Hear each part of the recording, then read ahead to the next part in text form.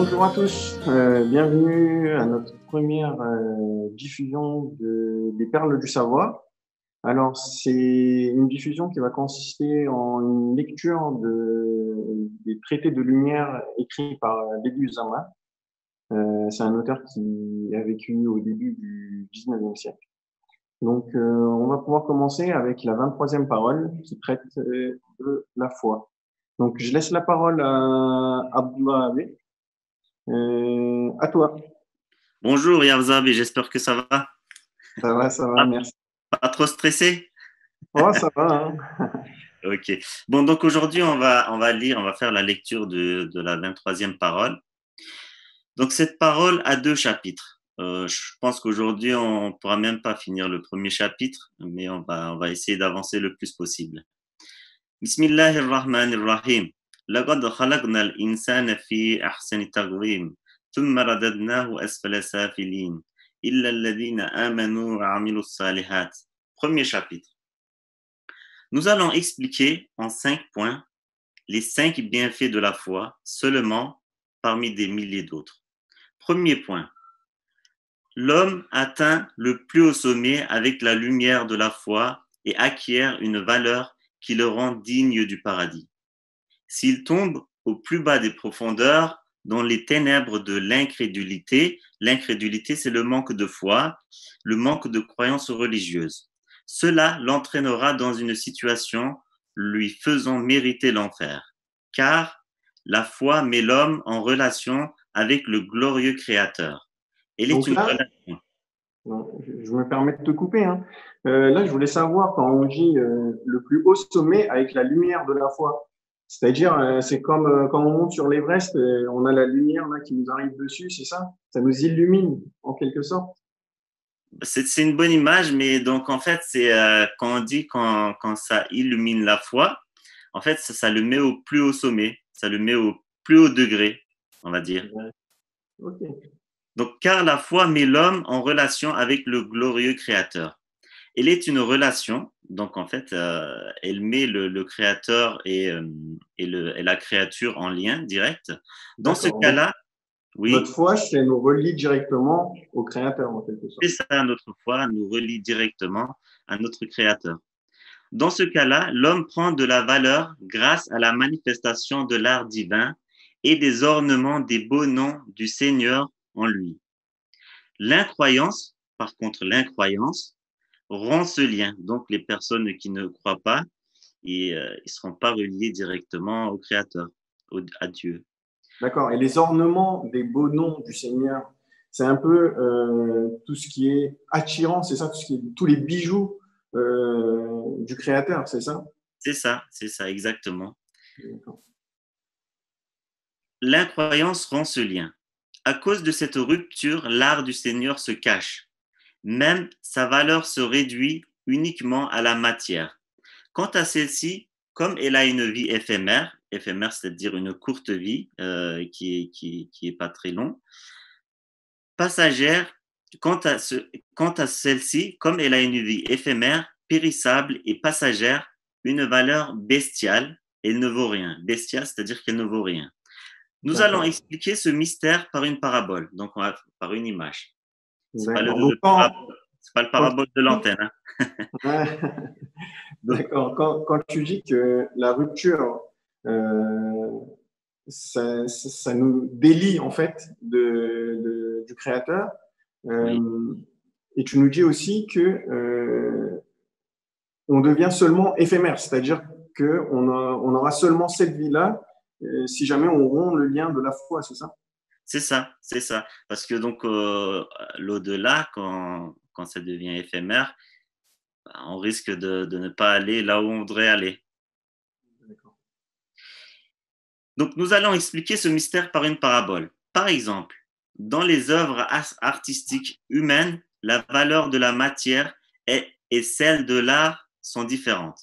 Parfois, les deux valeurs sont égales, parfois, celle de la matière est plus précieuse. Il arrive que, parfois, dans une matière de fer de 5 sous, on trouve une œuvre de 5 pièces d'or. Sûrement, il arrive qu'une œuvre d'art antique coûte 1 million de livres, tandis que sa matière ne vaut guère plus que 5 sous. Donc ça, on peut faire un peu la comparaison avec des grands artistes de l'Antiquité. Par exemple, moi je pense à Michel-Ange qui était sculpteur. Oui, Michel-Ange, il a fait beaucoup de sculptures, mais disons qu'il a fait une sculpture en fer, comme c'est indiqué ici. Le oui, fer, c'est à proprement dire, ça peut s'acheter à 5 sous. On va dire à 5 euros, on peut avoir une, un bon poids de fer et on peut le transformer en une sculpture. Mais le coût, ça nous a coûté que 5 euros. Mais au final, vu que c'est Michel-Ange qui a fait cette sculpture-là, aujourd'hui, si on la met en vente, elle peut valoir plus de 5 millions, c'est ça? c'est ça, parce que ça a de la valeur. Parce que déjà, c'est une personne qui l'a fait, qui l'a mis en évidence et qui a travaillé dessus. Donc là, déjà, ça a pris de la valeur. Et donc, quand c'est antique, surtout quand c'est une personne comme Michel-Ange qui l'a fait, là, ça prend de la valeur parce que ça devient des pièces antiquaires, donc des œuvres d'art. Aussi, si une telle œuvre d'art antique est présentée au marché des antiquaires en l'attribuant à son artiste prodigieux et talentueux, en l'exposant avec un tel art et un tel artiste, elle sera vendue à 1 million de livres. Donc, c'est ce qu'on disait là. Si on la présente au marché grossier des forgerons, elle pourra être achetée au prix d'un morceau de fer de 5 sous. Ah oui, effectivement. Là, du coup, on se rend mieux compte que c'est celui qui a fait l'œuvre qui donne sa valeur à la matière. C'est ça, c'est ça. Parce que pour le forgeron, lui, il va faire quoi? Il va le dissoudre et il va faire peut-être des métaux qui n'auront aucune valeur, quoi. Voilà, l'homme est une telle œuvre d'art de l'être absolu et il est un miracle subtil et délicat de son pouvoir qu'il a créé, comme une manifestation de tous ses noms, un pivot de ses broderies et un microcosme de tout l'univers. Oula, tu as utilisé des mots compliqués là. Ah, c'est vrai, même Alors, là, je viens de m'en rencontrer. un pivot de ces broderies. On peut associer ça un peu, pivot, donc c'est comme au foot, hein. Le pivot, c'est celui qui tourne. Ouais, Pivot, c'est le défilé, en quelque sorte, de ces broderies. On c'est a ça. un mot semblable tout à l'heure. Broderie, c'est-à-dire ces bijoux, ces trucs de valeur. Et le microcosme, ça voulait dire quoi? Le microcosme, c'est en fait, c'est tout l'univers se regroupe dans l'être vivant, dans la créature, l'homme. D'accord. Ok. En fait, c'est tout l'univers qui se rassemble dans un petit microcosme. C'est ça? C'est ça, qui est l'homme. Si la lumière de la foi pénètre en lui, alors tous les ornements significatifs seront lus grâce à cette foi. Un tel croyant les lit consciencieusement et il les fait lire grâce à ce lien, c'est-à-dire je suis un produit et une créature du glorieux Créateur, une manifestation de sa miséricorde. En le disant de cette façon, de telles manifestations se révéleront. D'accord. Autrement, Donc là, on comprend aussi que le mot de tout à l'heure, le microcosme de tout l'univers, en fait, là, on se rend compte que l'univers a été créé par le Créateur, mais celui qui a créé tout l'univers, toutes les galaxies, toutes les étoiles, nous a aussi créés. Et c'est ça, donc, on arrive à voir en l'être humain la grandeur de la personne qui a créé aussi bien l'être humain que l'univers, c'est ça? l'univers. Ouais, c'est ça, la grandeur du Créateur. Autrement dit, la foi qui est une relation avec le Créateur montre toutes les traces de son art chez l'homme. La valeur de celui-ci varie en fonction de sa capacité à refléter cet art seigneurial dans le miroir de l'Éternel. Dans ce cas-là, avec une telle valeur, l'homme insignifiant s'élève au-dessus de toutes les créatures en devenant l'interlocuteur de Dieu et un hôte du Seigneur digne du paradis. Donc là, en quelque sorte, si j'arrive à bien comprendre, c'est que au final, par exemple, Michel-Ange qui a fait sa sculpture, Oui, pour que cette sculpture ait de la valeur, il faut qu'on sache que c'est Michel-Ange qui l'a créée. Donc en quelque sorte, il faut montrer ses signatures sur cet objet-là. C'est ça? C'est ça. Donc, ce que en l'humain, on peut montrer sa valeur seulement en montrant que les ornements du Créateur C'est qu'il a ça. mis en nous. D'accord. Qu'il reflète en nous. Ouais. Donc, si l'incrédulité, qui est la rupture de ce lien, pénètre chez l'homme, alors tous les ornements des noms de Dieu significatifs sombrent dans l'obscurité. Ils deviennent illisibles, car si le Créateur est oublié, les aspects spirituels orientés vers lui deviennent aussi incompréhensibles. On dirait que ces ornements tombent de haut en bas. La plupart de ces œuvres d'art et de ces ornements de valeur se dissimulent. Ah, d'accord. Donc là, tout à l'heure, on a parlé de faire apparaître justement les ornements, mais là, si l'incrédulité, c'est-à-dire si on ne croit plus en Dieu, au Créateur, ça veut dire que ces ornements qu'il a mis à l'intérieur de nous disparaissent. Donc on n'arrive plus à voir la valeur que la personne a effectivement en elle. C'est ça, ça devient incompréhensible. D'accord. Quant à la partie qui reste et qui est visible à l'œil, elle est attribuée aux causes futiles, à la nature et au hasard, elle sera enfin sans valeur. Bien que chacune d'elles soit un diamant brillant, elle se transforme en débris de verre. Son importance ne concerne que sa matière animale. Quant au but et aux fruits de la matière, comme nous l'avons dit, bien que l'homme soit dans une vie brève, le plus faible, le plus nécessiteux et le plus malheureux de tous les animaux, c'est de passer uniquement une vie éphémère, une vie éphémère. Ensuite, il s'en va en périssant. Enfin, l'incrédulité détruit l'essence de l'homme en le transformant de diamant en charbon. D'accord. Donc, il y a ce qu'il a mis à l'intérieur de nous, mais il y a aussi ce qui est visible à l'œil nu.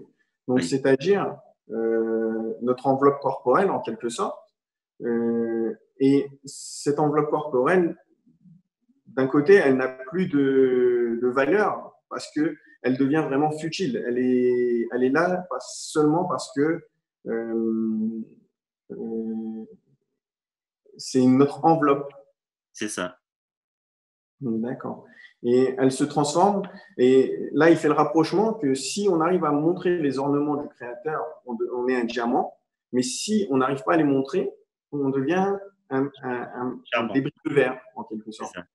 D'accord. Puisque là, on arrive à faire le lien du fait que un diamant, ça a à peu près la même forme que le verre, quoi. Les deux, c'est transparent, c'est brillant.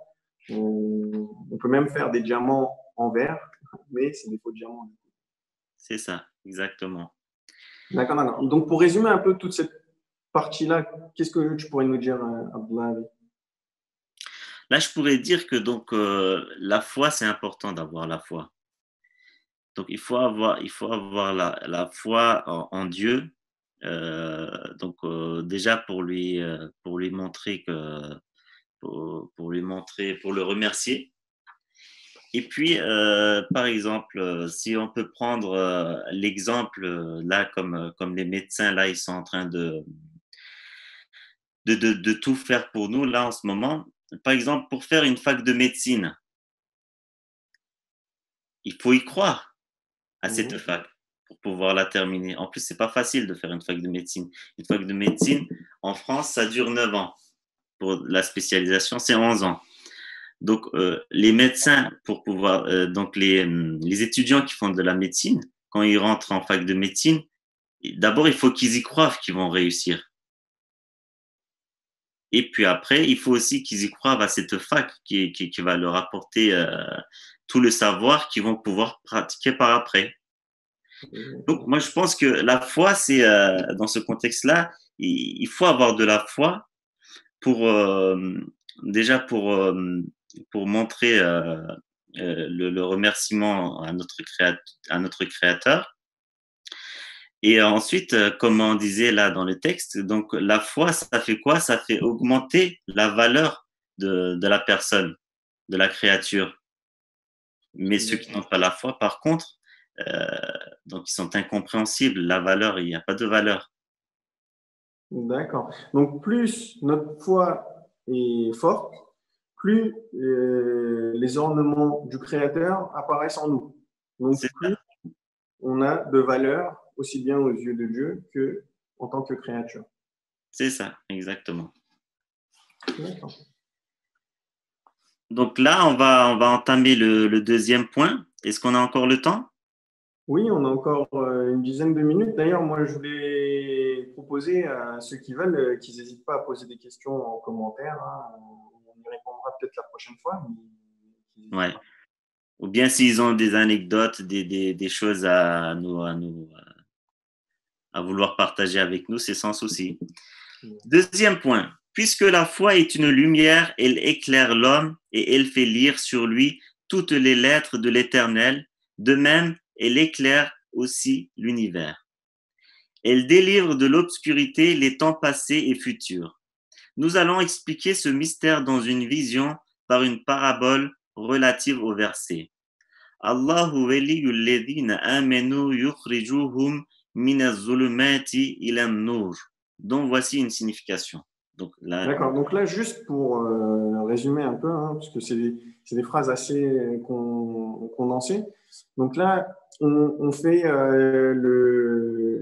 la métaphore de la foi avec la lumière, c'est-à-dire comme une lampe torche.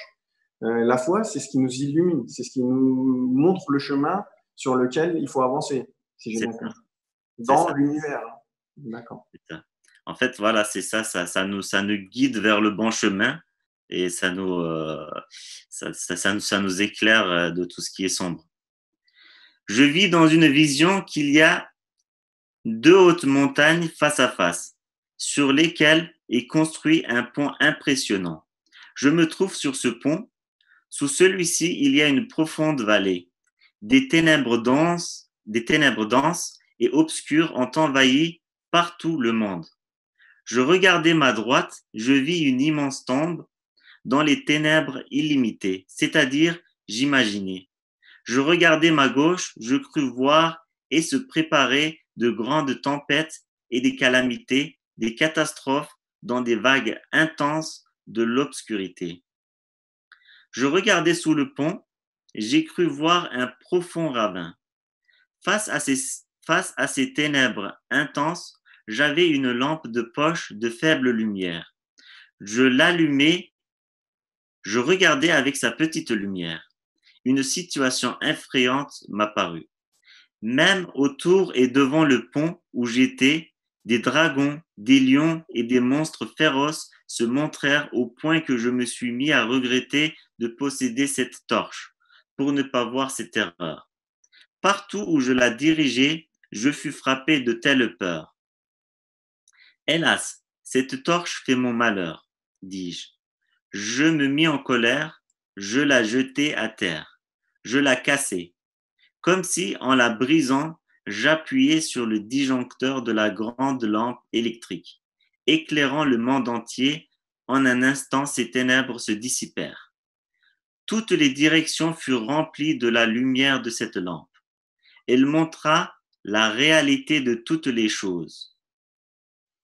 Je compris que le pont que j'avais vu était une avenue, dans une plaine, un endroit merveilleux. Je remarquai que l'immense tombe que j'avais vue à ma droite est composée des assemblées d'adoration, de services, de discussions et d'invocations qui se tiennent sous la responsabilité des gens éclairés dans de beaux jardins tout verts. Quant aux abîmes, aux ravins que j'avais imaginés à ma gauche, je vis pêle-mêle que c'était une somptueuse salle de festin, un lieu de beaux paysages et une haute place de détente située au pied des montagnes fleuries, agréables, attirantes. Je vis que les créatures que j'avais prises pour des dragons et des monstres féroces étaient des animaux domestiques, chameaux, bœufs, moutons et chèvres. En Donc, disant, au final, pour résumer un peu ce rêve, je crois, c'est un rêve ou une histoire? en fait, ils s'imaginent. D'accord. Donc, au final, avec une petite lumière, il essaye de découvrir un peu là où il se trouve et il voit des choses un peu atroces, c'est ça? C'est ça. Qui le font peur. Et quand, avec sa torche, il la jette par terre et qu'il la casse, tout s'illumine d'un seul coup et il voit tout avec la lumière du jour en quelque sorte, c'est ça? C'est ça. Et il se rend compte que ce qu'il avait vu et qu'il avait eu peur, finalement, c'est des choses qui étaient belles et qui n'avaient pas besoin d'avoir peur. C'est ça. C'est ça. Exactement. En disant Alhamdulillahi ala nouril iman, j'ai récité le verset Allahu waliyul ladhina amanu yukhrijuhum minaz zulumati ilan nur. Je me suis réveillé de cette vision. En effet, les deux montagnes sont le début et la fin de la vie, c'est-à-dire le monde terrestre et le monde intermédiaire. D'accord. Donc là, il fait des métaphores entre ce qu'il C'est a ça. eu dans sa vision et la réalité, c'est ça? C'est ça, c'est ça. En D'accord. effet, les deux montagnes sont le début et la fin de la vie, c'est-à-dire le monde terrestre et le monde intermédiaire. Quant au pont, c'est le chemin de la vie, tandis que le côté droit représente le passé. En ce qui concerne le côté gauche, il représente le futur. Quant à la torche, elle représente l'égoïsme humain, prétentieux, se fiant à ses propres connaissances et refusant d'écouter la révélation céleste. Ce que j'avais cru être des monstres étaient les phénomènes de ce monde et ses créatures étranges. Voilà, l'homme qui se fie à son égoïsme, voilà, l'homme qui se fie à son égoïsme, qui tombe dans les ténèbres de l'insouciance et qui est habitué à l'obscurité de l'égarement, ressemble à mon premier état. Dans la vision citée, où il voit avec des connaissances insuffisantes, ces connaissances mêlées d'égarement ressemblent à la petite lampe et le temps passé est considéré comme une immense tombe, dans des ténèbres proches de l'inexistence. Un tel homme montre le futur comme un lieu de cruauté lié au hasard et à de grandes tempêtes. Il fait savoir que chacun des phénomènes et des créatures qui n'est autre qu'un fonctionnaire asservi du sage et du miséricordieux comme un monstre nuisible. Il reflète ce jugement. وَالَّذِينَ كَفَرُوا أَوْلِيَاؤُهُمُ الطَّاغُوتُ يُخْرِجُونَهُم مِّنَ النُّورِ إِلَى الظُّلُمَاتِ. Si Donc au c'est final, pour reprendre un peu le paragraphe qu'on vient de passer, euh, il explique que la première personne qu'il était dans sa vision était une personne qui se fiait à son égoïsme, c'est-à-dire qui pensait qu'il savait tout en quelque sorte. Et avec son peu de connaissances, ses connaissances insuffisantes, euh, qui était mêlé avec de l'égarement, c'est-à-dire qui était un peu perdu, qui pensait qu'il savait quelque chose, mais au final, il ne savait pas grand-chose.